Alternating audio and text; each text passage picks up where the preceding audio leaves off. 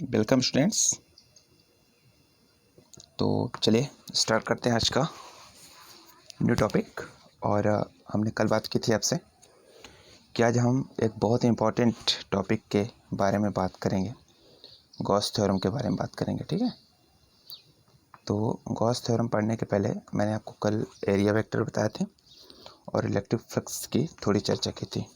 ठीक, तो आज इलेक्ट्रिक फ्लक्स को थोड़ा पढ़ते हैं और इलेक्ट्रिक फ्लक्स पढ़ने के बाद फिर गॉस थ्योरम की ओर रुख करते हैं। गॉस थ्योरम बहुत इंपॉर्टेंट थ्योरम है गॉस थ्योरम में आपके लिए। ये 100% पेपर में आना श्योर ही रहता है। ठीक है, लगभग। तो चलिए स्टार्ट करते हैं आज का न्यू टॉपिक और स्टार्ट करते हैं पहले हम लोग इलेक्ट्रिक फ्लक्स से। तो कल मैंने आपको बताया था कि इलेक्ट्रिक फ्लक्स क्या होता है। मान लीजिए कोई इलेक्ट्रिक एरिया है या इलेक्ट्रिक फील्ड है। ठीक है, तो इसमें से कुछ लाइन्स होके ऐसे निकल जाती हैं। ठीक, ये कुछ लाइन्स यहाँ से क्या हो गई, गुजर रही हैं और ये डेल एस आपकी एरिया हो गई। ठीक, ये जो एरिया वेक्टर जिसको बोलते हैं, और ये इलेक्ट्रिक फील्ड ई हो गया। तो इसमें से होकर गुजरने वाली समस्त बल रेखाओं की संख्या, ठीक है, पास्ट टोटल लाइन फोर्सेस, ठीक है, to the electric field area में से ये बल रेखाओं की जो संख्या है वो क्या कहलाती है, इलेक्ट्रिक फ्लक्स कहलाती है। और इसे डिनोट करते हैं फाई ई से। ठीक है, ये जो फाई ई होता है इसको इलेक्ट्रिक फ्लक्स कहते हैं, इसको बोलते हैं फाई। ठीक, फाई ए, तो इलेक्ट्रिक फ्लक्स को डिनोट करते हैं फाई से और ये इलेक्ट्रिक फ्लक्स है, इसलिए ये क्या हो गया आपका। तो चलिए अब यहाँ से मान लीजिए कि हम लोगों ने क्या किया कि यहाँ से एक एंगल क्रिएट कर दिया ये, और ये इलेक्ट्रिक फील्ड ई दे दिया। ठीक है, तो ये डी एस हो जाएगा, तो यहाँ पे एंगल थीटा क्रिएट हो जाएगा, तो ये यहाँ पे एक एंगल बनेगा। ठीक है, एज अ वर्क कार्य करेगा ये। तो खैर अभी इसको वर्क को अगले टॉपिक में पढ़ना है, तो ये फिर आगे पढ़ेंगे, लेकिन हमको एंगल यहाँ पे देखना होगा कि ई और डी एस के बीच में एंगल ये थीटा बनता है। ठीक है, कॉस थीटा के अकॉर्डिंग। ठीक, चलिए तो ये रहा इलेक्ट्रिक फ्लक्स। अब इसके यूनिट्स और इसके डायमेंशनल फार्मूला के बारे में बात कर लेते हैं। तो ये फाई ई आपका जो इलेक्ट्रिक फ्लक्स हो गया, अभी मैंने आपको बताया कि vector E dot vector D S. ठीक है, तो डी एस स्मॉल पार्टिकल के लिए हो गया, डेल एस बड़े पार्टिकल के लिए हो जाएगा, तो डेल एस ही कर दीजिए, बड़ा ही पार्टिकल लेके चलते हैं। ठीक है, तो ये ई इंटू डी एस हो जाएगा। अब इसकी यूनिट क्या हो जाएगी, चलिए आप लोग थोड़ा गेस करिएगा इसकी यूनिट। ठीक है, तो जो इलेक्ट्रिक फील्ड होती है ई, इसकी यूनिट हमने आपको बताई थी न्यूटन पर कूलाम होती है। क्या होती है, न्यूटन पर कूलाम। ठीक है, डी एस एरिया है, एरिया की यूनिट आपको पता होगा, लेंथ इंटू ब्रेथ। ठीक है, यानी कि मीटर इंटू मीटर, तो मीटर स्क्वायर हो जाएगा। क्या हो जाएगा, मीटर स्क्वायर। ठीक है, तो इसका मतलब ये हुआ कि इसकी जो यूनिट हुई एसआई यूनिट, वो क्या हो गई, न्यूटन मीटर स्क्वायर और कूलॉम इनवर्स। ये इसकी यूनिट हो गई, किसकी, इलेक्ट्रिक फ्लक्स की।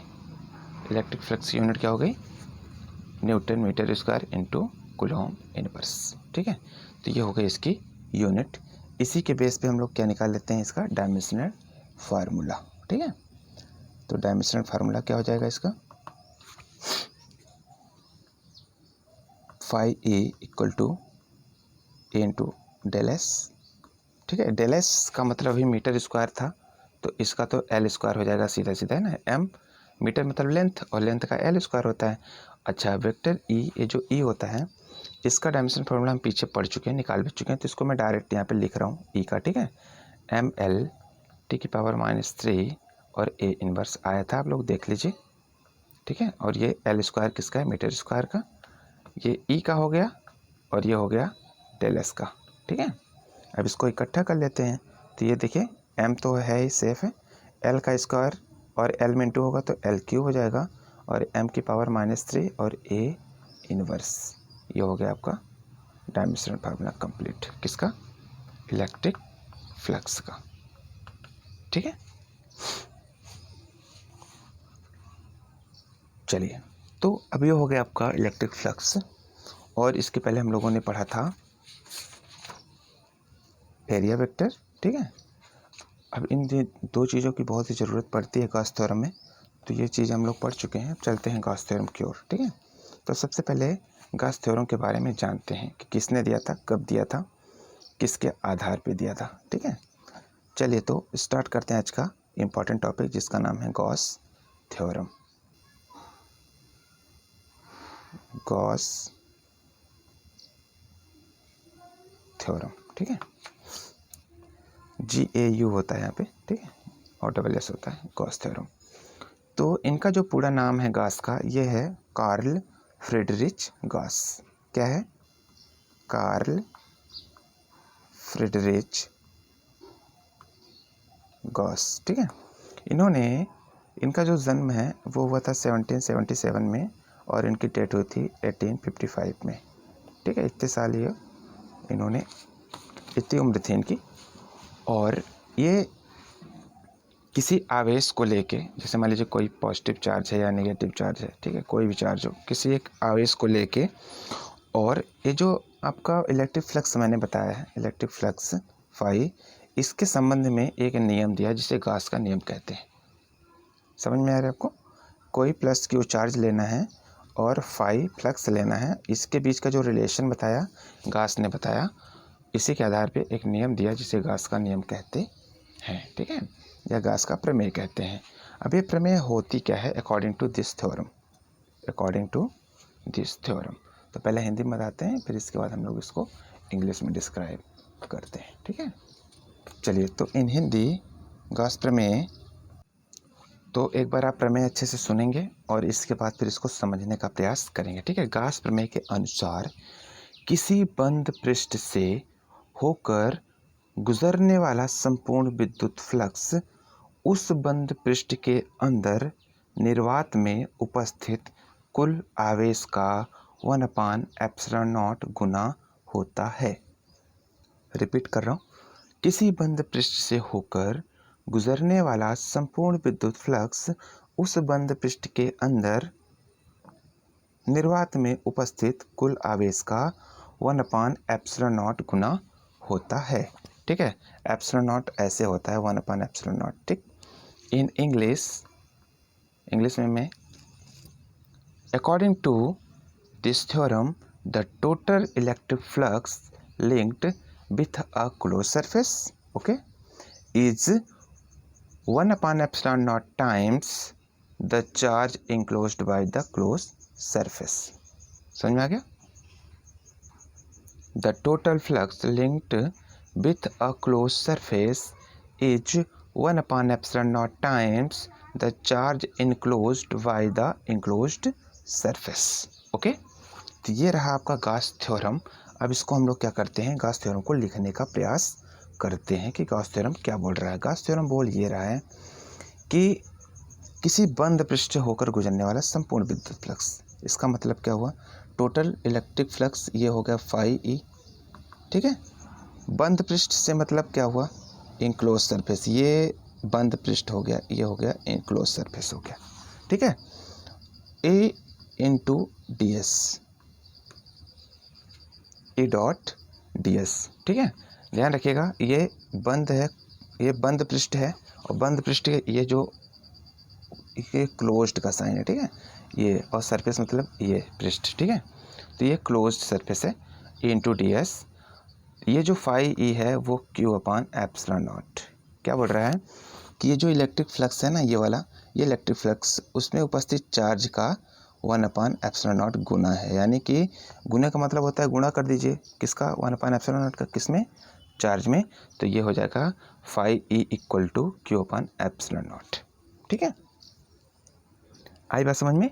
तो ये गॉस थ्योरम ने ये बताया, गॉस ने बताया अपने थ्योरम में कि किसी बंद पृष्ठ होकर गुजरने वाला संपूर्ण विद्युत फ्लक्स, ये बंद पृष्ठ होकर गुजर रहा है संपूर्ण विद्युत फ्लक्स, तो उसके अंदर उपस्थित आवेश का, है ना, ये आवेश का 1/ε0 टाइम्स होता है या गुना होता है, ठीक है, टाइम्स होता है।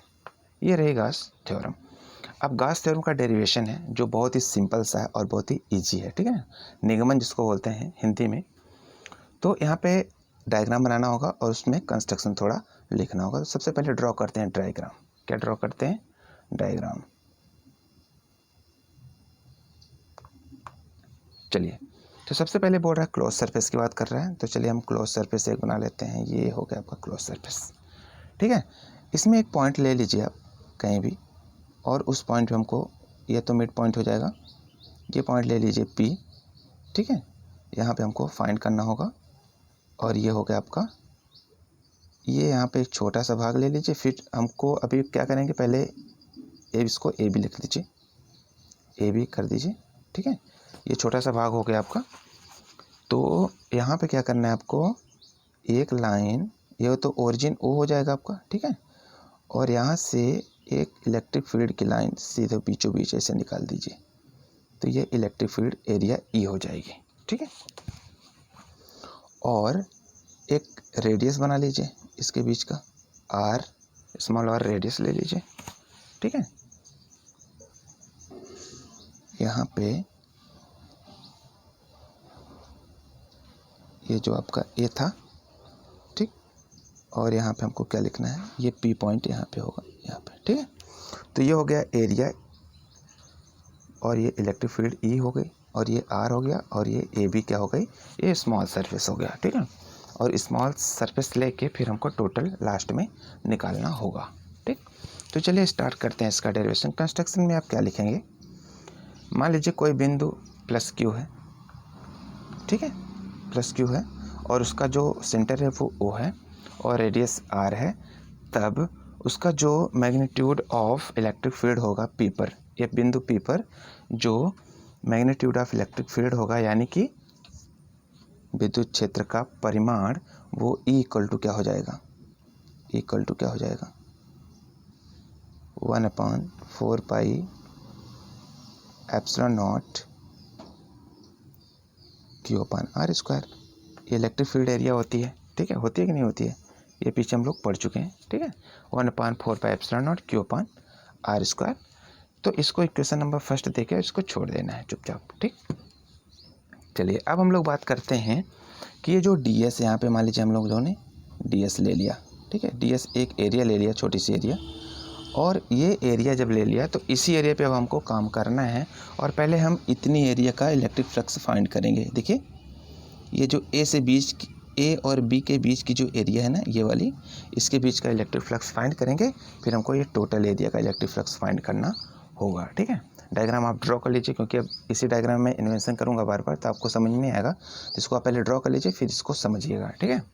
चलिए स्टार्ट करते हैं इसका डेरिवेशन। तो सबसे पहले बात करते हैं कि ये जो डी एस भाग है, ये डी एस, इसका इलेक्ट्रिक फ्लक्स तो होगा कितना, तो इसका इलेक्ट्रिक फ्लक्स हो जाएगा डी फाई ई। क्या हो जाएगा, डी फाई ई। क्यों, क्योंकि टोटल फाई होता है, तो जब स्मॉल लेंगे तो डी फाई हो जाएगा, सीधा सीधा है। और D phi equal to vector E dot vector D S हो जाएगा। क्या हो जाएगा, vector E dot vector D S, ठीक है। तो चलिए ध्यान दीजिएगा, वेक्टर हटाना है यहाँ से, और ये जो डॉट लगा हुआ है, तो मैंने आपको 11th में बताया होगा कि जब डॉट प्रोडक्ट होगा तो कॉस थीटा एंगल बनेगा, देखिए, और जब क्रॉस थीटा होगा तो साइन थीटा बनेगा। यानी कि अगर डॉट प्रोडक्ट है तो कॉस थीटा, और अगर क्रॉस प्रोडक्ट है तो साइन थीटा एंगल बनेगा। तो अब मान लीजिए ये हो गया आपका ई, और ये डी एस, तो ये डॉट है तो क्या बन जाएगा, कॉस थीटा हो जाएगा, ठीक है। क्या हो गया, कॉस थीटा हो गया। अब देखिए यहाँ पे जो थीटा की वैल्यू है लगभग 0 है, 0 के बराबर है कि नहीं है। तो जब ये 0 है तो ये हो जाएगा D phi E equal to A D S cos 0, और कॉस 0 का मतलब 1 होता है, तो ये हो जाएगा ए इंटू डी एस, ठीक है। कॉस 0 कितना होता है, 1 होता है, तो ये डी फाई इक्वल टू हो जाएगा ए डी एस। इसको इस क्वेश्चन नंबर 2 दे दीजिए, और यहाँ तक आप इसको राइट करके और इसको छोड़ दीजिए, ठीक। इसके बाद फिर आपको क्या करना है, इसको आप लिख लीजिएगा, मैं इसको पूरा इरेज कर रहा हूँ, ठीक है, टोटली इरेज कर रहा हूँ। हमने डायग्राम भी बना लिया होगा आपने, ठीक है। तो अब हमको क्या करना है, आगे चलना है, और ये जो यहाँ पे आया है आपका D phi E equal to A into D S, तो ई की value 1/4 pi epsilon naught Q upon R square into D S, ये वैल्यू अभी आई थी बाई क्वेश्चन फर्स्ट से, ठीक है, ये क्वेश्चन फर्स्ट जो आपका आया था अभी, उसकी वैल्यू 1/4πε0 Q/r² जो आया था। ठीक है, अब हमको क्या करना है कि इसको थोड़ा सा इसमें इन्वेंशन करना होगा। कैसे इन्वेंशन करना होगा? अभी हम लोगों ने क्या किया था कि ये स्मॉल पार्टिकल का निकाला, छोटे से भाग का डायग्राम में जो मैंने आपको ए बी साइन बताया था उसके बीच का निकाला था। अब हमको क्या करना है, टोटल इलेक्ट्रिक फ्लक्स निकालना है। क्या करना है? टोटल इलेक्ट्रिक फ्लक्स फाइंड करना है। तो total electric flux phi E equal to integration of D phi E हो जाएगा। क्या हो जाएगा? देखिए, ये जो छोटे छोटे भाग होते हैं इनको अगर हम जब टोटल निकालते हैं एक साथ तो इसके दो ही केस होते हैं, या तो इसको इंटीग्रेट कर दीजिए तब वो टोटल हो जाएगा, या तो फिर छोटे छोटे भाग बहुत सारे अगर टुकड़ियों में हैं तो उनको ऐड कर दीजिए। तो लेकिन यहाँ पे टुकड़ियों में है नहीं, एक ही भाग था, तो हम लोगों ने क्या किया, इसका इंटीग्रेशन कर दिया। तो ये हो गया आपका phi equal to integration of D phi A. ठीक है,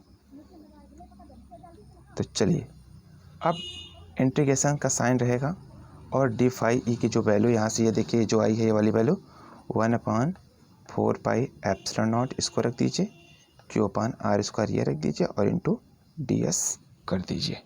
ठीक है, इतना करने के बाद जो कांस्टेंट चीज़ें हैं वो इंटीग्रेशन के बाहर कर लीजिए। 1/4πε0 ये बाहर हो गया।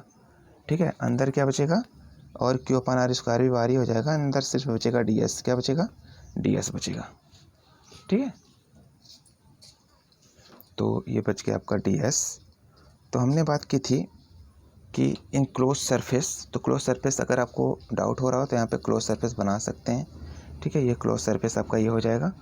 अच्छा, अब इंटीग्रेशन ऑफ ds की जो वैल्यू है वो आपको बतानी है। ठीक है, 1/4πε0 Q/r² इंटू ये जो इंटीग्रेशन ऑफ ds है इसकी वैल्यू आपको बतानी है। देखिए, ये गोले का क्षेत्रफल, पृष्ठीय क्षेत्रफल, ठीक है, सरफेस एरिया ऑफ स्फेयर। तो स्फेयर का जो सरफेस एरिया होता है तो ds का जो वैल्यू होती है वो 4πr² होती है। क्या होती है? 4πr² होती है। ये आपने फार्मूला पढ़ा होगा, अगर नहीं पढ़ा होगा तो आप इसको देख लीजिएगा मैथमेटिक्स में। ठीक है, तो ये जो वैल्यू होती है ना इंटीग्रेशन ऑफ ds की, कितनी होती है? 4πr² होती है। तो यहाँ से r² से r² भी कट जाएगा, 4π से 4π भी कट जाएगा और बचेगा Q/ε0 और ये इधर बचेगा फाई ई। ये हो गया आपका गॉस थ्योरम प्रूफ। क्या हो गया? ठीक, तो ये रहा आपका गॉस थ्योरम और उसका डेरिवेशन डायग्राम के सहित। ठीक, छोटा सा डेरिवेशन है, बहुत बड़ा डेरिवेशन नहीं है, लेकिन इम्पॉर्टेंट डेरिवेशन है। ठीक है, और आप ध्यान रखिएगा दो तीन चीज़ें हैं कि इलेक्ट्रिक फ्लक्स क्या होता है और ये इंटीग्रेशन ऑफ ds जो होता है वो क्या होता है, इसकी वैल्यू 4πr² कैसे होती है मैंने आपको बताया है, इसको आप थोड़ा देख लीजिएगा। ठीक है, 4πr² ये गोले का पृष्ठीय क्षेत्रफल है। ठीक है, यानी कि सरफेस एरिया ऑफ स्फीयर है, तो इसको आप थोड़ा सा क्या करेंगे, देख लेंगे। ठीक, तो ये रहा आपका गॉस थ्योरम। ठीक है, आई होप आपको समझ में आया होगा कि गॉस थ्योरम किस तरह इसको हम लोगों ने डिवाइड किया। ठीक है, चलिए तो अब आगे चलते हैं और गॉस थ्योरम की सहायता से कूलॉम के नियम को व्युत्पन्न करते हैं ना। Deduction of Coulomb's law from Gauss theorem. तो कूलॉम का नियम हम लोग पढ़ चुके हैं पीछे, F = 1/4πε0 Q1 Q2/r² होता है या Q0/r²। ठीक है, तो अब गॉस थ्योरम जो ये आई है ये वाली, इसी गॉस थ्योरम से हम लोग क्या निकालेंगे, अब कूलॉम का नियम फाइंड करेंगे। ये भी डेरिवेशन एक इम्पॉर्टेंट डेरिवेशन है। ठीक है, तो इसको भी हम लोग आज ही पढ़ेंगे। तो चलिए पहले मैं टॉपिक का नाम बता देता हूँ आपको, आप नोट कर लीजिए। गॉस प्रमेय की सहायता से कूलॉम के नियम की स्थापना, डिडक्शन ऑफ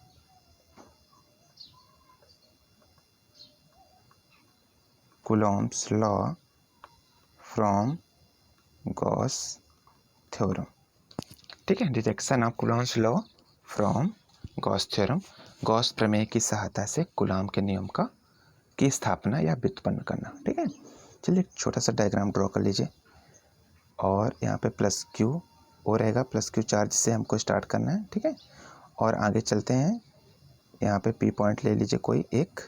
ठीक, और ds एरिया हो जाएगी आपकी यहाँ पे। ठीक है, सरफेस एरिया, और इलेक्ट्रिक फील्ड E ले लीजिए एक और। ठीक, इतना डायग्राम को ड्रॉ करना है, इसको कंस्ट्रक्शन में लिख देना है। कंस्ट्रक्शन आप लोग लिख लेंगे, P पॉइंट पे ये हमको फाइंड करना है और प्लस क्यू चार्ज से हम लोग यहाँ से आगे बढ़ रहे हैं, ओ आपकी ओरिजिन हो जाएगी, ई आपका इलेक्ट्रिक फील्ड एरिया हो जाएगी और डी एस आपका सरफेस एरिया हो जाएगी। ठीक है, चलिए तो अब चलते हैं, केस वही होगा जो गॉस थ्योरम में हुआ था। तो गॉस थ्योरम में जो गॉसी पृष्ठ होता है यानी कि जो गॉसियस सरफेस होता है उसका जो टोटल इलेक्ट्रिक फ्लक्स आता है वो कितना आता है, अभी हम लोगों ने पढ़ा फाई ई इक्वल टू तो लिखेंगे यहाँ पे द टोटल इलेक्ट्रिक फ्लक्स या the net electric flux phi E equal to E into D S, क्या है ई इंटू डी एस। ठीक है, डायरेक्ट हम लोग कर देते हैं क्योंकि vector E dot vector D S करेंगे, फिर ई डी एस कॉस थीटा आएगा और थीटा की वैल्यू यहाँ पे जीरो ही है क्योंकि एंगल बन ही नहीं रहा है तो एंगल जीरो ही होगा। ठीक है, तो जब जीरो होगा कॉस जीरो तो कॉस जीरो की वैल्यू 1 होती है, तो यहाँ पे डायरेक्ट हम लोग phi equal to E D S लिख सकते हैं। ठीक है, तो ये लिखने के बाद फिर हमको क्या करना है कि हमको इंटीग्रेशन करना है, सरफेस इंटीग्रेशन। क्या करना है, सरफेस इंटीग्रेट करना है। तो इंटीग्रेशन कैसे करेंगे, ये इंटीग्रेशन और ये सरफेस इंटीग्रेशन हो गया क्लोज सरफेस का। ठीक है, अब यहीं से वही चीज़ फाई इक्वल टू, देखिए ई की वैल्यू जानते हैं आप लोग क्या होती है। ठीक है, तो चलिए अभी ई की वैल्यू हम लोग इसमें लिखते नहीं हैं, ई और इंटीग्रेशन डी एस कर देते हैं इस तरह से, और ई into D S integration of D S की वैल्यू क्या थी 4 पाई आर स्क्वायर अभी आई थी, इसको भी लिख लेते हैं और इधर फाई ई रहेगा आपका, क्या रहेगा फाई ई रहेगा। ठीक है, चलिए अब कंपेयर करते हैं, फाई ई की वैल्यू क्या हो जाएगी, फाई ई की वैल्यू क्या होती है by Coulomb's by Gauss theorem Q upon epsilon not. ठीक है, Q upon epsilon not value होती है ना फाई ई की, और ई की वैल्यू क्या होती है 1/4 पाई एप्सिलॉन नॉट और ये 4 पाई आर स्क्वायर ये रहेगा ही। ठीक है, तो चलिए ई की वैल्यू यहाँ पे हम लोग क्या करते हैं डायरेक्टली लिख देते हैं। ठीक, ई की वैल्यू यहाँ पे लिख देते हैं।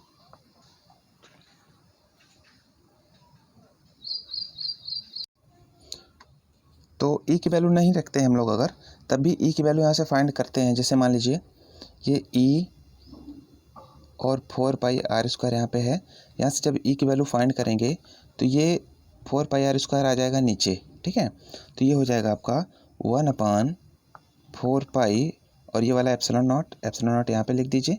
ठीक है, और क्यू अपॉन आर स्क्वायर अलग कर दीजिए। ठीक है, तो ये भी कूलॉम का नियम का एक रूप है, और ये रूप ऐसा है कि ये इलेक्ट्रिक फील्ड है, इलेक्ट्रिक फील्ड का मैग्नीट्यूड ये आ गया, तो ये ई की वैल्यू आ गई। इसको क्वेश्चन नंबर 2 देके और यहाँ पे छोड़ दीजिएगा। देखिए गॉस थ्योरम से हम कूलॉम के नियम का व्युत्पन्न कर रहे हैं, तो हम लोगों ने ये डायग्राम बनाया, इसी डायग्राम के अकॉर्डिंग काम हो रहा है। देखिए फाई ई जो टोटल इलेक्ट्रिक फ्लक्स है वो कितना आया था ई इंटू डी एस, ई की वैल्यू हम लोगों ने अभी रखा नहीं है, और इंटीग्रेशन ऑफ डी एस को इधर इसकी वैल्यू 4 पाई आर स्क्वायर, ये गोले का पृष्ठीय क्षेत्रफल मैंने आपको बताया इतना होता है। इसको रखने के बाद हम लोगों ने यहाँ से ई की वैल्यू को फाइंड कर लिया, तो ये उठ के सीधे आ जाएगा इसके नीचे यहाँ पे, तो ये equal to 1/4 pi epsilon naught और क्यू अपॉन आर स्क्वायर हो गया। तो ई की वैल्यू यहाँ पे आपको याद रखनी है। तो यहाँ पे देखिए जब कूलॉम का नियम फाइंड किया था तो कूलॉम के नियम में फोर्स आया था, क्या आया था बल, तो बल आएगा। तो अगर बल की डिफिनीशन से हम लोग निकालना चाहें तो बल की डिफिनीशन क्या होती है, F इक्वल टू होता है वैसे नॉर्मली ma, क्या होता है ma। ठीक है, लेकिन यहाँ पे देखिए यहाँ पे F की वैल्यू जो हो जाएगी वो हो जाएगी Q0e हो जाएगी। ध्यान दीजिएगा, ये जो सरफेस एरिया होती है इलेक्ट्रिक फील्ड की, इस पर प्लस क्यू चार्ज होता है और इसकी टोटल फील्ड एरिया कितनी होती है ई, तो इस पर जो टोटल फोर्स लगेगा ना, जो फोर्स अप्लाइड होगा इस पर वो ये टोटल लगेगा। यानी कि दो ही चीज़ है इसमें कॉमन, एक तो चार्ज है, दूसरा इलेक्ट्रिक फील्ड है। तो इलेक्ट्रिक फील्ड और चार्ज दोनों रहते हैं, इसलिए इसकी एरिया क्या हो जाएगी, ये हो जाएगी आपकी Q इंटू ई, यानी कि F equal to Q E हो जाएगा। ठीक है, तो इसका जो फोर्स हो जाएगा, force F equal to E into Q0 कर दीजिए।